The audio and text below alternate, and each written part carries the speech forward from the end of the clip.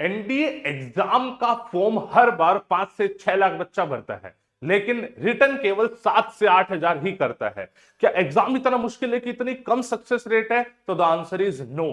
बच्चे को कुछ स्पेसिफिक स्ट्रेटेजी फॉलो करनी चाहिए, और आज उससे से रिलेटेड मैं 3 बहुत इंपॉर्टेंट टिप्स आपको बताने जा रहा हूं। जो भी बच्चा एनडीए एग्जाम की तैयारी कर रहा है, चाहे वो किसी भी स्टेज पे है, वो 11th क्लास से करना चाह रहा है, 12th में या उसके बाद, या जैसे भी, आपको इन बातों का ध्यान रखना है। मैं गारंटी दे रहा हूं कि आपकी प्रिपरेशन में चीजें हेल्प करेगी। पिछले 5 साल से हम एनडीए के लिए बच्चों को तैयार कर रहे हैं। कई सौ बच्चे आज की डेट में अकेडमी में ट्रेनिंग में है, और रिटर्न तो ना जाने कितने हजार लोगों को क्लियर हो गया। तो भाई साहब, उसी एक्सपीरियंस को यहां संजो के मैं इस वीडियो में लाया हूं। वीडियो को एंड तक देखना, पसंद आए तो लाइक शेयर सब्सक्राइब जरूर करके जाना। मैंने हर एक चीज को बहुत ही डिटेल में बताया है। सबसे पहली जो मेरी तरफ से टिप रहेगी, that is vast syllabus is the hurdle. NDA exam मुश्किल बिल्कुल भी नहीं है। इसमें दिक्कत क्या है कि इसमें सब्जेक्ट बहुत ज्यादा है, सिलेबस नेट बहुत ज्यादा पड़ता है। भाई मान के चलो कि आप जेई एग्जाम की या नीट एग्जाम की तैयारी कर रहे होते, तो वहां पे सिर्फ 3 ही सब्जेक्ट पढ़ने थे आपको। यहाँ पे आपको 10 सब्जेक्ट पढ़ने पड़ते हैं।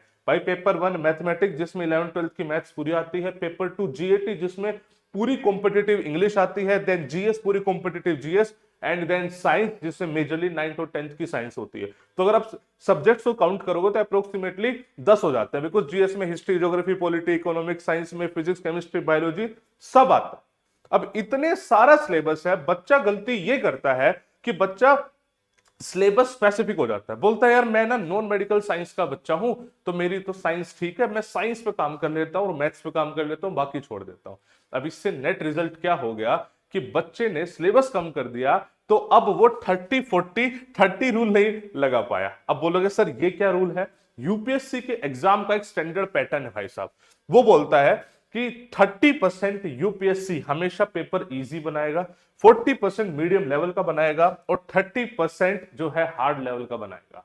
लेकिन ये कंप्लीट सिलेबस का है। अब सपोज करो उसने 30% इजी बनाया, लेकिन वो इजी पोर्शन उस सब्जेक्ट से आया जो आपने छोड़ा है, तो आपके लिए तो ये वैलिड ही नहीं हुआ ना। यही दिक्कत है। बस मैं बता रहा हूं, ये सबसे इंपॉर्टेंट की है। बच्चा अगर सिलेबस पूरा कर ले तो सिर्फ और सिर्फ इजी और मीडियम भी इतना है कि इसको हार्ड पे तो जाने की जरूरत ही नहीं पड़ेगी, वो टॉपर बन जाएगा। मतलब आप पास छोड़ो, टॉपर बन जाए। कट ऑफ कितनी है भाई? 291 कट ऑफ गई है आउट ऑफ 900। कैलकुलेट करना, सिर्फ इजी पोर्शन इनफ है भाई। थोड़ा बहुत मीडियम आता हो तो भी काम चल जाएगा आपका, सिर्फ इतना ही तो खेल है। लेकिन बच्चा गलती करता है, वो सोचता है कि मैं ना बायोलॉजी छोड़ देता हूं, मैं ना हिस्ट्री छोड़ देता हूं। ये सबसे बड़ी गलती है। अगर आपके पास इनफ टाइम है तो आपको एटलीस्ट एक बार कंप्लीट सिलेबस से गो थ्रू करना चाहिए। जो बच्चा कंप्लीट सिलेबस एनडीए का पढ़ेगा, उसको एनडीए एग्जाम कभी मुश्किल नहीं लग सकता, इस बात की मेरी गारंटी है। क्लियर हो गया? फर्स्ट टिप क्लियर है कि कंप्लीट सिलेबस आपको पढ़ना ही पड़ेगा। दूसरा आते हैं रिसोर्सेस। आज की डेट में क्या हो रहा है कि बच्चा खुद का दिमाग कम लगाता है, रिसोर्सेज ज्यादा यूज करता है। मैं एग्जांपल देता हूं। मैं ये नहीं कह रहा कि भाई साहब एलडब्ल्यूएस बेस्ट है और हमसे बेटर कोई नहीं पढ़ाता, अरे भाई ये सब वो सब। भाई जैसे हम अच्छा पढ़ा रहे हैं, ऐसे हो सकता है सारे लोग ये अच्छा पढ़ा रहे हो। मैं तो अपने प्रोडक्ट पे कॉन्फिडेंट होता हूं कि भाई साहब अगर आप यहां से तैयारी करोगे तो मैं गारंटी देता हूं कि इंडिया का नंबर 1 प्लेटफॉर्म है in terms of content and delivery. आप देखो, अफोर्डेबल भी हमने बनाया हुआ है, ऑनलाइन ऑफलाइन हर एक जगह में, और उसके रिजल्ट्स भी हैं जो हम आप देखते हो। पिछली बार टोटल सिलेक्शन का हमने 14% दिया, यानी टोटल बच्चे 641 रिकमेंड हुए, जिसमें से 91 हमारे थे। ठीक है, तो खैर वो सब चीजें हैं। लेकिन दिक्कत क्या है? बच्चा क्या करता है, सपोज करो वो कहीं से भी पढ़ रहा है, उसको कुछ चीज समझ में नहीं आई, ऑनलाइन प्लेटफॉर्म से पढ़ रहा है, कुछ चीज समझ में नहीं आई, वो ना स्विच कर जाएगा किसी और प्लेटफॉर्म पे। वो दिमाग नहीं लगाएगा कि मुझसे क्वेश्चन क्यों नहीं सोल्व हो रहा है। अरे सर ने तो कॉन्सेप्ट समझा दिया, तेरा काम है अब दिमाग लगा के उसको सोल्व करना। बच्चा सोचेगा अरे यार इस सर ने जो पढ़ाया तो उससे समझ में आया नहीं, एक काम करता हूं मैं इसको किसी और से पढ़ लेता हूं। स्विच हो गया, फिर वहां से 2-4 चैप्टर पढ़ेगा, फिर स्विच हो जाएगा।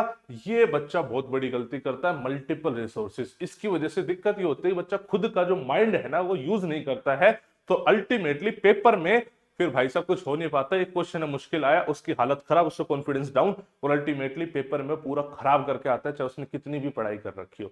जब भी हम मल्टीपल रिसोर्सेज यूज करते हैं, बच्चे को ऐसा लग रहा होता है कि मैं बहुत पढ़ रहा हूं, मैं दिन रात पढ़ रहा हूं, लेकिन अल्टीमेटली कुछ हो नहीं रहा होता। तो आपको एक सिंगल रिसोर्स सेलेक्ट करना है बच्चे, उसी पे ट्रस्ट करना है। आप LWS से पढ़िए, मैं गारंटी देता हूं कि आपको सब कुछ बेहतरीन मिलेगा। उसी का रिजल्ट है कि हम इतने ज्यादा सिलेक्शन दे पाए। ठीक है, कहीं और से पढ़ रहा है कहीं और से पढ़ लीजिए, लेकिन एक रिसोर्स रखिए, मल्टीपल रिसोर्स आप मत रखिए। Single platform, single resource will make you succeed, guaranteed है। ठीक है। तीसरी जो बहुत ही अजीब सी बात है, बच्चा ना दिल लगा लेता है। दिल में किसी लड़की से नहीं कह रहा हूं, लड़के से नहीं कह रहा हूं, दिल कह रहा हूं किसी पर्टिकुलर सब्जेक्ट से। मैंने पहले पॉइंट में क्या बोला, complete syllabus is the key. बच्चा क्या करता है, उसको मैथ्स पसंद है, वो बाकी सब्जेक्ट नाम मात्र के पढ़ता है, मैथ्स मैथ्स मैथ्स में लगा रहता है। साइंस वाला बच्चा कभी कभी उसको जीएस समझ जाने लग जाते हैं, यूपी बिहार के बच्चे को जीएस समझ जाने लग जाते हैं, वो जीएस जीएस पढ़ रहा है, साइंस छोड़ दे रहा है। इससे हो क्या रहा है, इससे हो ये रहा है कि आप ना किसी पर्टिकुलर सब्जेक्ट जो कि इजी क्वेश्चन दे रहा है, आप उसको छोड़ दे रहे हो। आपको किसी एक सब्जेक्ट से दिल नहीं लगाना है। आपको भाई एम पेपर क्लियर करना होना चाहिए, किसी सब्जेक्ट में पीएचडी करना नहीं होना चाहिए। भाई मैथमेटिक्स आपको कितनी भी अच्छी लगती हो, आपको टाइम फिक्स करना पड़ेगा, भाई मैं इतने घंटे पढ़ूंगा। आपको जीएस कितनी भी अच्छी लगती है, आपको टाइम फिक्स करना पड़ेगा, मैं इतने घंटे पढ़ूंगा। साइंस आपको कितनी बोरिंग लगती हो, लेकिन आपको पढ़नी ही पड़ेगी, बिकॉज वहां से स्कोर आएगा ही आएगा। तो बात को समझ रहे हो। आपको किसी एक पर्टिकुलर सब्जेक्ट में ज्यादा टाइम नहीं देना है, आपको अपने टाइम को डिस्ट्रीब्यूटेड करना है और सब में इक्वल एफर्ट्स लगाने हैं। आप टॉपर बन जाओगे, मैं गारंटी कह रहा हूं, आप टॉपर बन जाओगे। आप 500-600 नंबर लाओगे अगर आप ये वाली स्ट्रेटेजी फॉलो कर देते हो। ठीक है, आई होप आपको कुछ ना कुछ अपने लिए इनपुट जरूर मिला होगा। पसंद आए तो आप यार दोस्तों के साथ शेयर भी कर सकते हो। I wish you all the best बच्चे। कोई और दिक्कत, कोई परेशानी हो तो कमेंट सेक्शन में बताना। I will try to make the video and help you out. ठीक है जी, जय हिंद, जय भारत।